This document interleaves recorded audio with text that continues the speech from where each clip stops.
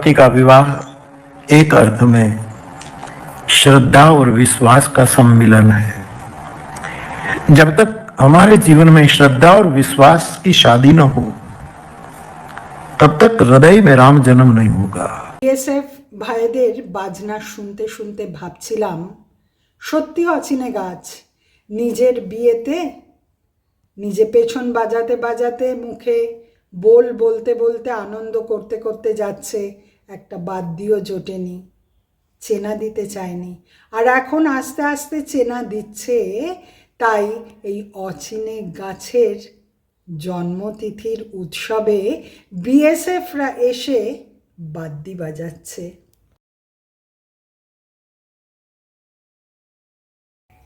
গত রবিবার 22শে ফেব্রুয়ারি শ্রী শ্রী রামকৃষ্ণদেবের জন্মতিথির জন্য জেনারেল উৎসব হয়ে গেল এই লাস্ট রবিবার।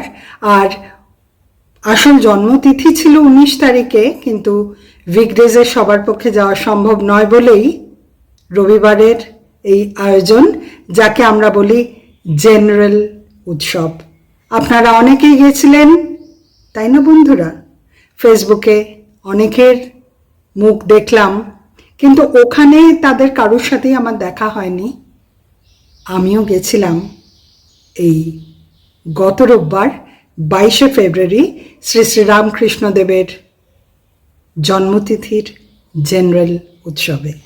বেশ সকাল সকাল পৌঁছে গেছিলাম, আর তখন জুতো স্টলটা যেটা পার্মানেন্ট সেটা খোলেনি, আর যেটা নতুন স্টল করেছে জুতোর টেম্পোরারি সেটা আমরা খুঁজে পাইনি। পরে দেখলাম যে জুতো স্টলটা উল্টো দিক করে মুখ করে রেখেছে বলে খুঁজে পাইনি। যা হোক, আমরা করলাম, আমি শচীনদেব বর্মনের একটা লেখা পড়েছিলাম যে মন্দিরে গিয়ে মন্দিরের এক ধারে এক পাটি আর বহু দূরে আর এক পাটি অন্য দিকে রাখলে জুতো চুরি হয় না। তো আমি আর আমার হাজব্যান্ড এক পাটি একদিকে আর বহু দূরে অন্য দিকে আর এক পাটি চটি রেখে দুজনেই মন্দিরে ঢুকে গেলাম, ফাঁকা।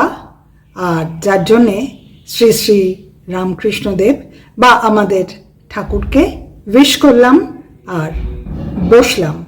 ঢোকার সময় দেখছিলাম বিএসএফের আমাদের কয়েকজন ভাই তাদের মিউজিক্যাল ইনস্ট্রুমেন্ট নিয়ে ঢুকছেন, তারপর সেট করছেন আর কি ঠাকুরের মেন মন্দিরের সামনে।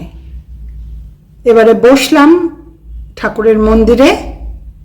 কিছুক্ষণ পর বিএসএফের ভাইরা বাজাতে শুরু করলো। 2-3টে গানের প্রিলিউড এত অপূর্ব বাজাচ্ছিল আমাদের বিএসএফের ভাইরা যে বুকের ভেতরটা যেন কি অদ্ভুত এক অনুভূতি। জুতো নিয়ে পরে অনেক ঘটনা, সেও আপনাদের পরে বলছি। যাকে বিএসএফের ভাইরা এত সুন্দর বাজাচ্ছে, আর বললাম না যে প্রিলিউড কয়েকটা গানের এত সুন্দর বাজাচ্ছিলেন যে সকালের ওই ভোরের একটা আবহাওয়া, ঠাকুরের মন্দিরে ঠাকুর হলুদ ধুতি চাদর পরে বসে আছে, মনে হচ্ছে সুরগুলো যেন ওপরে আকাশের দিকে উঠে মিলিয়ে যাচ্ছে, আর ভেতরে একটা অদ্ভুত অনুভূতি ফিল করলাম। এগুলো যারা সেই সময় পৌঁছননি একটু শোনাই।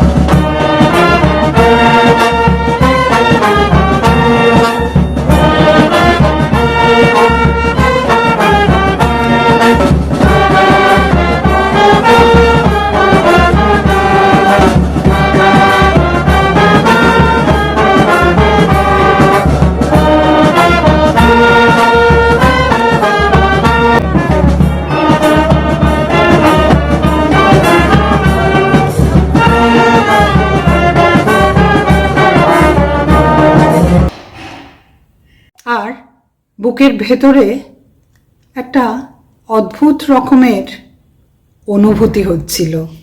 হঠাৎ ওই বাজনা শুনতে শুনতে একটা ঘটনা মনে পড়ে গেল। রামকৃষ্ণ পুঁথিতে শ্রী রামকৃষ্ণদেবের মানে আমাদের আদরের গদাইয়ের বিয়ের ঘটনা পুঁথিতে আছে যে ঠাকুরের বিয়ে, আর ঠাকুরের যে বৌদি মেজ দাদার বউ তাকে ভীষণ ভালোবাসতেন নিজের ছেলের মতো, কিন্তু বিয়েতে বাজনা কিছু হয়নি বলে খুব মন খারাপ করেছিলেন, চোখে জল এসছিল। আর সেটা গদাই বুঝতে পেরে বলেছিল দাঁড়াও কিরম বাজনা বাজছে দেখো, বলে কি করেছিলেন সেটাও আপনাদের শোনাবো। অদ্ভুত লোকই গদাই, বাদ্যি নেই তো কি, নিজেই পেছন বাজিয়ে আর মুখে বাদ্যির বল বলে সবাইকে আনন্দে মাতিয়ে দিয়েছিল।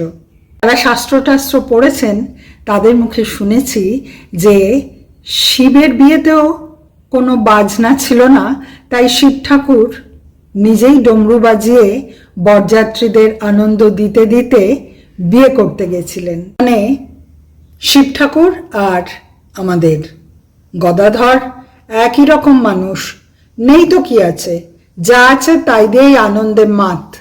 এখন ঠাকুরের বরদাদা রামকুমারের দেহত্যাগ হয়েছে, আর ঠাকুরের মা মানে আমাদের সবার ঠাকুমা, তার কাছে খবর এসছে যে তার ছোট ছেলে গদাধরেরও উন্মাদ অবস্থা, তাই জন্যে তিনি সাংঘাতিকভাবে ভেঙে পড়েছেন। তাই ঠাকুরের মেজদাদা রামেশ্বর গিয়ে ঠাকুরকে নিয়ে এসছেন দক্ষিণেশ্বর থেকে। এইবারে সব আত্মীয় স্বজন মিলে ঠিক করলো যে না, গদাইয়ের বিয়ে দিলে গদাই বোধহয় সুস্থ হয়ে যাবে। পুঁথিকার রামকৃষ্ণ পুঁথিতে লিখছেন, একত্রে আত্মীয় বর্গে যুক্তি স্থির করে পারিলে বিবাহ দিতে হিত হতে পারে। বিয়ে কোথায় ঠিক হলো? মুখুজ্জে। শ্রীরামচন্দ্র ব্রাহ্মণের নাম, 10 কর্মান্বিত দ্বিজ আছে যজমান। সংকীর্ণ অবস্থা চলে কষ্টে গুজরান, বাস উপযুক্ত মাত্র ছোট মেটে ঘর, আপনি ব্রাহ্মণ আর 3 সহোদর। একটি নন্দিনী তার 4টি নন্দন, সর্বসুলক্ষণা কন্যা জন্মে প্রথম। বিয়ে তো ঠিক হয়ে গেছে। এইবারে সব আত্মীয় কুটুম্বদের নিমন্ত্রণ পত্র পাঠানো হয়েছে, আর প্রতিবেশী সবার ঘরে ঘরে গিয়ে ঠাকুরের মা আমাদের ঠাকুমা চন্দ্রমণি দেবী নেমন্তন্ন করে এসছেন। আর যেহেতু গদাই সবার সাথে ভীষণ ভালো বন্ধুত্ব ছিল, তার সবার কাছে ভীষণ প্রিয় ছিল, তাই জন্য সবাই খুশি কি না গদাইয়ের বিয়েতে ভীষণ আনন্দ হবে।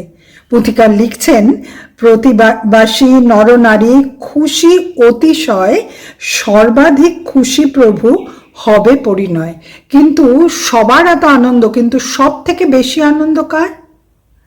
গদাইয়ের নিজের, যে তার একটা বিয়ে হবে। ভাই মানে রামেশ্বর, পুঁথিকার লিখছেন, মেজ ভাই রামেশ্বর বনিতা তাহার প্রভুরে দেখেন যেন পুত্র আপনার। মানে ঠাকুরের যে মেজ বৌদি, সে ঠাকুরকে এত ভালোবাসত যে নিজের ছেলের মতো দেখত। বড় সাধ মানে সেই বৌদির, মেজ বৌদির বড় সাধ, বিবাহেতে হয় বাদ্য ঘটা, দৈবক্রমে কিন্তু না ঘটিয়া উঠে সেটা। কিন্তু পয়সায় সংকুলান হয়নি, সুতরাং বাদ্যও আনা যায়নি।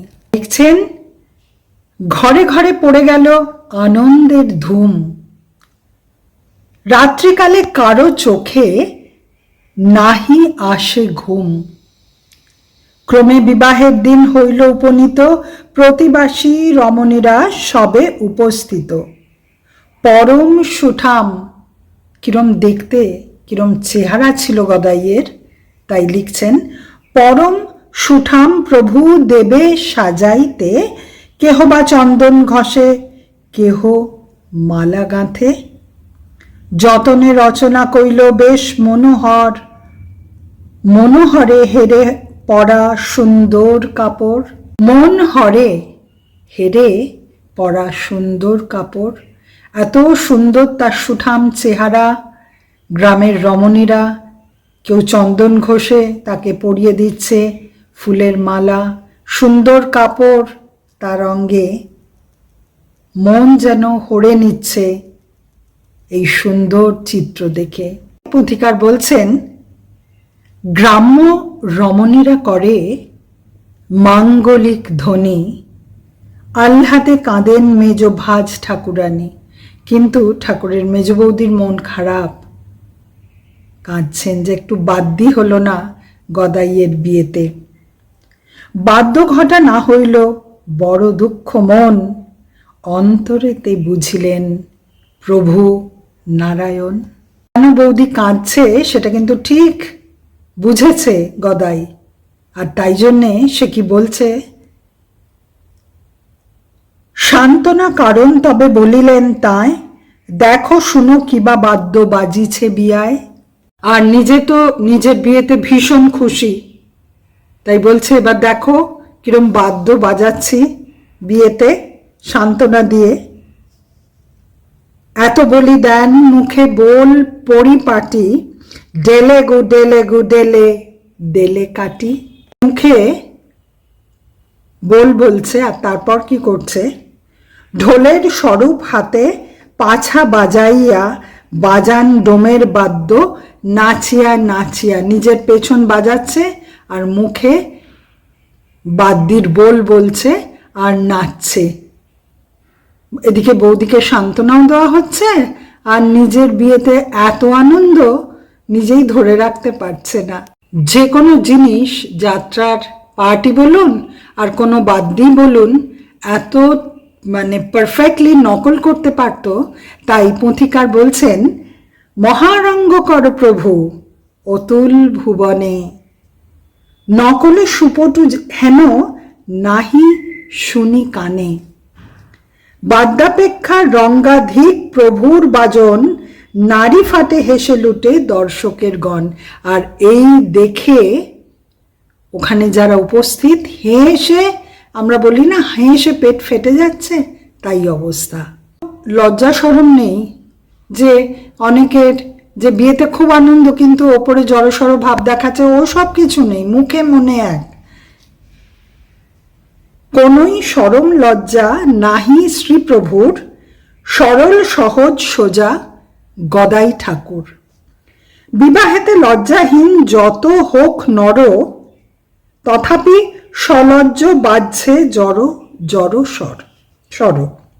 প্রভুর দেখো লজ্জা গন্ধ মাত্র নাই, বুঝিতে এসব কথা বাল্য ভাব চাই। অর্থাৎ এই যে মুখে মনে এক, বালকের মতো সরল এই ভাব না থাকলে এই লীলা বোঝা যাবে না, পুঁথিকার লিখছেন। ভেতরে খুব আনন্দ, ওপরে জড়সড় ভাব দেখাচ্ছে, এসব অভিনয়ের মধ্যে গদাই নেই। মুখে যা, ভেতরে যা, মুখেও তাই, ওপরেই দেখাচ্ছে তার কি আনন্দ।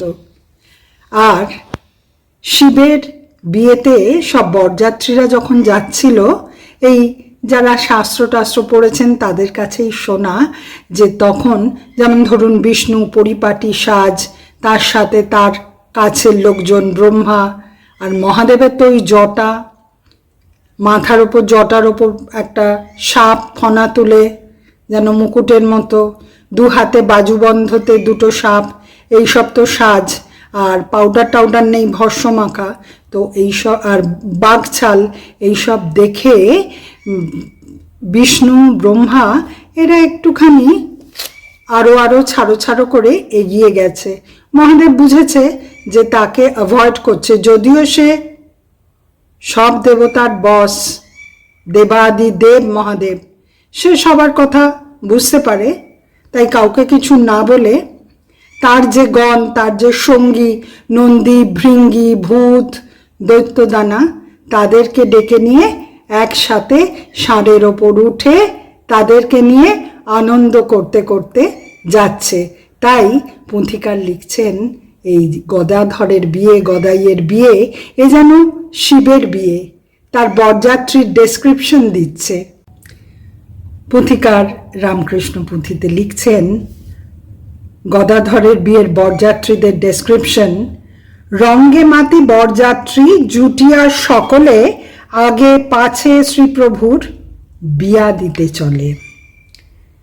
শোনা কথা শিবের বিবাহ মনে পড়ে উমা সহজেই বার অচল আগারে। অচল আগারে মানে হিমালয়, হিমালয়ের ঘরে তো, হিমালয়ের কন্যা। অচল অর্থাৎ পর্বত, যে চলে না। আর পুঁথিকার লিখছেন বিয়া দিতে যত ভূতে মহা মেতে চলে, যেতে পথে নানা মতে জাতি খেলা খেলে। শিবের বিয়ের কথা লিখছেন আগে। মহারঙ্গী, নন্দী, ভৃঙ্গি, ভৈরব, বেতাল, দৈত্য দানা, ধূর্তপনা, ধরা আল থাল। ছোটাছুটি, হুটোপাটি, মাটি ফাটে দাপে, মহাফণিত্রস্ত প্রাণী কোটি শিরে কাঁপে। ভূত দলে আলো জালে, মুখের ভেতর চারিধারে যায় ঘেরে ষাঁড়ে দিগম্বর। এবার গদাইয়ের বরযাত্রীর কথা লিখছে। সেই মতো বরযাত্রী শ্রীপ্রভুর সাথে অর্থাৎ গদাইয়ের সাথে খোলা পায়ে, খোলা গায়ে, ঠেঙা লাঠি হাতে, খালি গায়ে খালি পায়ে, হাতে একটা লাঠি নিয়ে ঠাকুরের বরযাত্রী যাচ্ছে। গামছা কাঁধেতে বাঁধা, কোমরের চাদর। লোকে গামছা কাঁধে নেয় না চাদর কাঁধে নেয়? গামছা কাঁধে নিয়েছে আর চাদর কোমরে বেঁধেছে। কৌতুক রহস্য মুখে হাজার রগর, যেতে পথে কত রঙ্গ, কব আমি কটি, উতরিল সন্নিকটে জয়রাম বাটি।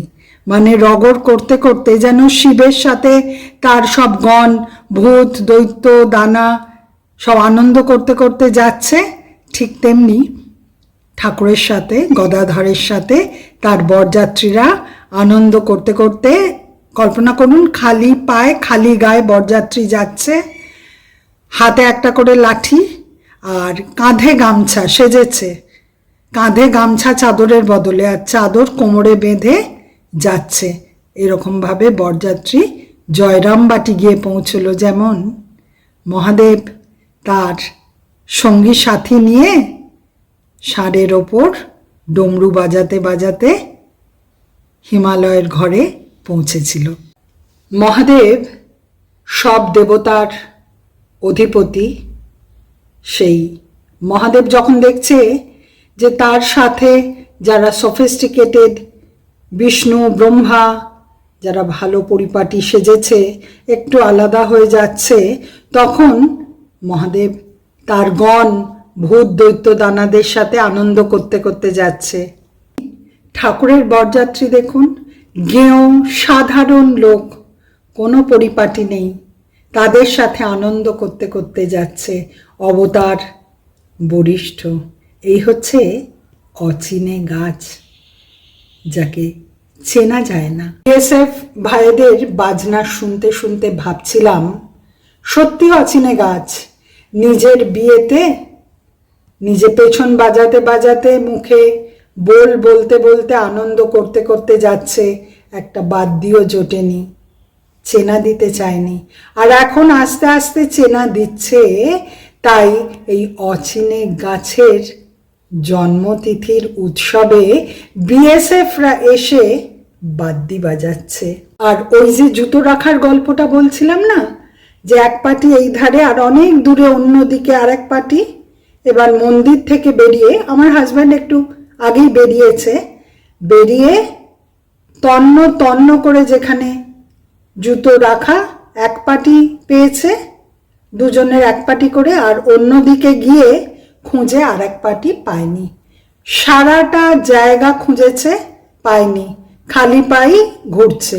এবার আমিও নেমে দেখছি এক পাটি করে দুজনের এক পাটি জুতো এক ধারে, আর অন্যদিকে যেখানে রেখে এসেছিলাম সেখানে আমাদের এক পাটি জুতো আর নেই, সেখানে পরিপাটি করে দুটো নতুন বুট জুতো রাখা।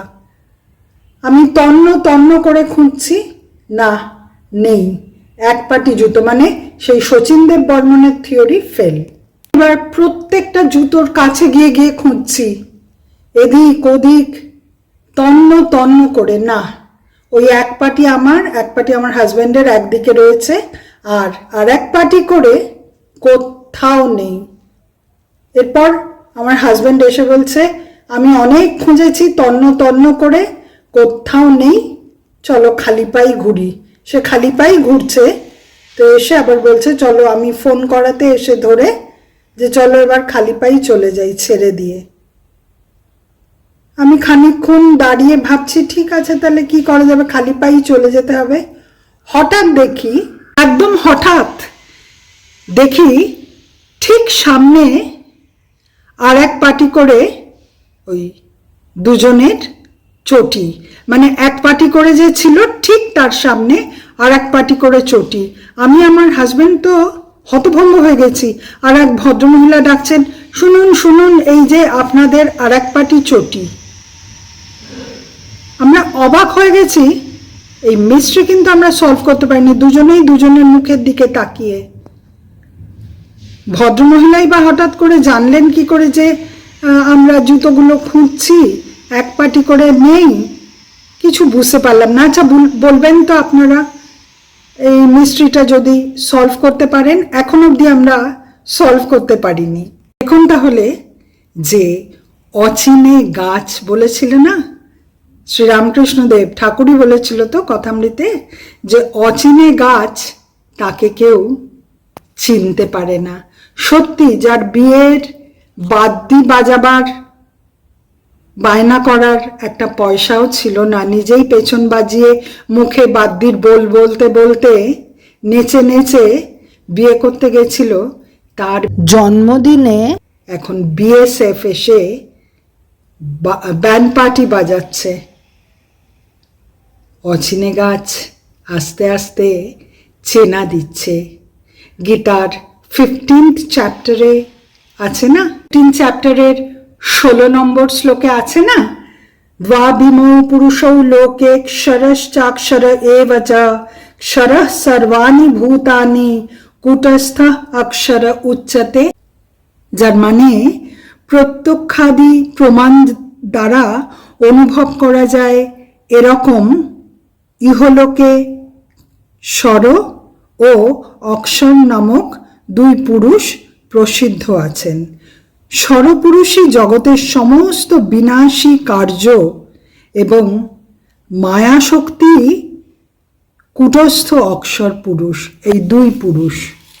আর এই গীতার 15 চ্যাপ্টার পুরুষোত্তম যোগ, তাতে 17 নম্বর শ্লোকে আছে না, উত্তমঃ পুরুষস্তন্য পরমাত্মে তুদারিতঃ यो লোকত্রয়মাবিশ্য বিভর্তব্যয় ঈশ্বর, মানে এই উভয় স্বর অক্ষর পুরুষের থেকে একদম আলাদা আর একজন আছে, পুরুষোত্তম পরমাত্মা নামে, যাকে বেদান্ত শাস্ত্রে অভিহিত করা হচ্ছে।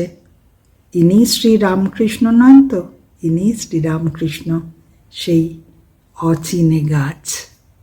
আসুন এবার আমরা একটা ভিডিও একটুখানি ছোট্ট মুরারি বাপুর শুনবো, যাতে শিবের বিয়ের সিগনিফিকেন্স, উমা আর মহাদেবের সিগনিফিকেন্সটা বলছেন, যাতে করে আমরা বুঝতে পারি শ্রীরামকৃষ্ণ শ্রীমা সারদা দেবীর এই যে বিবাহ, এর सिग्निफिकेंस আমাদের জীবনে কতটা।